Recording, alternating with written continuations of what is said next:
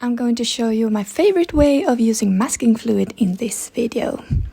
So these are the materials you need. You will find a more detailed list in the video description. My paper is from Saunders Waterford called Pressed, and this is the masking fluid I'm using from Winsor Newton. If you pick another brand, make sure it says Watercolor, because there are masking fluids that are made for painting on canvas, and they will be hard to remove from the paper. Now, it's easy to destroy your brush when using masking fluid. I am a messy person. I do destroy my brushes, although I shouldn't have to.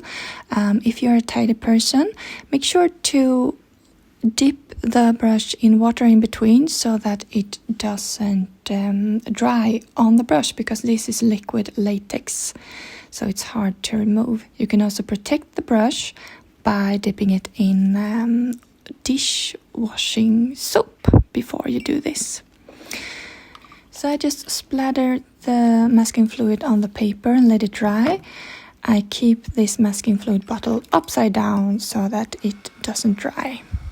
I usually let my stuff air dry, but because I'm recording the video and I need the light from the window, I speed things up with a hairdryer.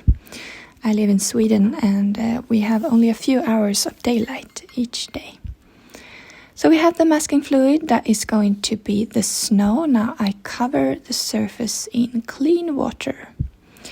So I want it to be moist, but not a puddle of water.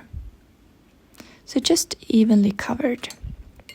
I take a smaller brush, and in this palette I have tube paints that are slightly diluted with only a few drops of water. So I have these strong mixes: yellow ochre, the yellow paint, and this pink is Ochre rose. And the blue one is Winsor Blue green shade. So I go from lightest color to dark. And the purple is it's Quinacridone Violet. And all the materials and colors are in the description below. So I just added the paint to the paper, and if they mix together, they do. Now I take a larger brush and I wipe it off. It's damp, but it's kind of dry, so that I can suck up a bit of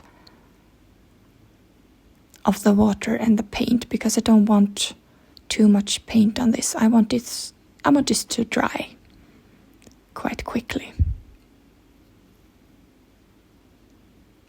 And also, if your paint is bleeding together too much, it starts to bloom and mix around. You can also do this. You take the brush, dip it in the water, then wipe it off. And then you go to the painting and just wipe off some of that paint. So this was the first layer. I'm drying this. And of course I cut the video, the drying process is longer. And then I mix a dark color. I mix a green, Perylene Green, Winsor Blue, and also some Sepia. I'm gonna make the woods. So I start off by just making a guideline for the horizon or the forest that I'm going to do. And then I will lay the brush flat like this and scrape the paint upwards so that I get these beautiful trees. So wipe off the brush and then do this. We call this dry brushing. If you find this hard to do, you can pick a smaller brush and just less color. So it's better to have less color than too much. If it's too much, it will just look like you're painting irregular brush marks. So it's important to have this dry feeling.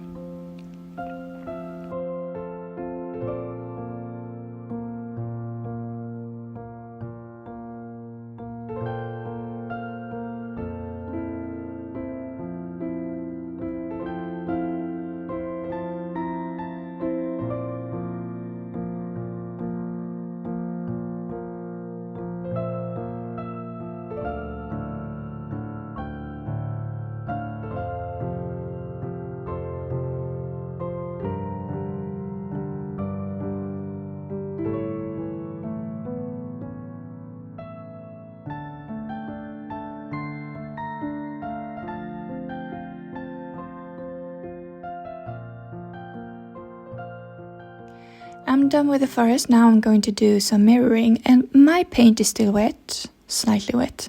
So I pick up some clean water, put it underneath the forest and let the paint bleed into it.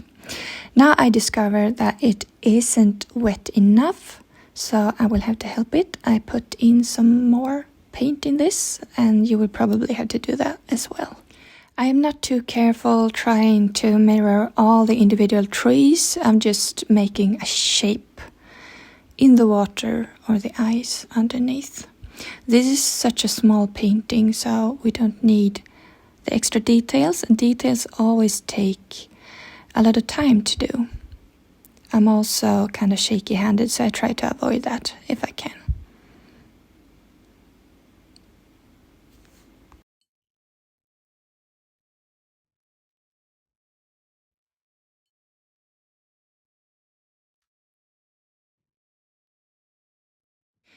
We want the focus in this picture to be in the middle between the forests. That's why I'm turning off the light in the corners by adding dark color as a frame.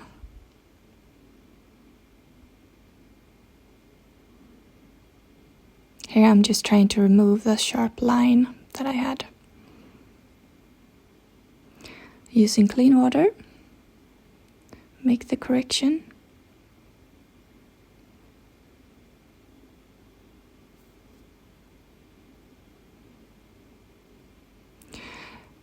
This part that I'm doing now is I want darker color at the bottom of the forest, but the forest is almost completely dry. So when I add this paint, I know that I will get some blooming because the moisture is uneven on the paper. Some parts are dry, some parts are wet, and that's when we get blooming. So if you want to make the correction and not get the blooming, you should wait until it's completely dry and then add the paint afterwards. I am going to remove the masking fluid now, and before you do that, make sure that your painting is 100% dry, because if it's not, you would just drag the paint into the masked areas. So when I used as little masking fluid as I did this time, I use my fingers to just remove it. If I have larger areas, I use an eraser. Remove the masking tape when it's completely dry. I'm so sorry about this corner to the left. I was a bit lazy when cutting the paper. If your painting isn't as high contrast as this one, you may do another one and mix your paints stronger, or you can add another layer on top of the one you already painted when it's completely dry. That way you get the contrast between white and dark.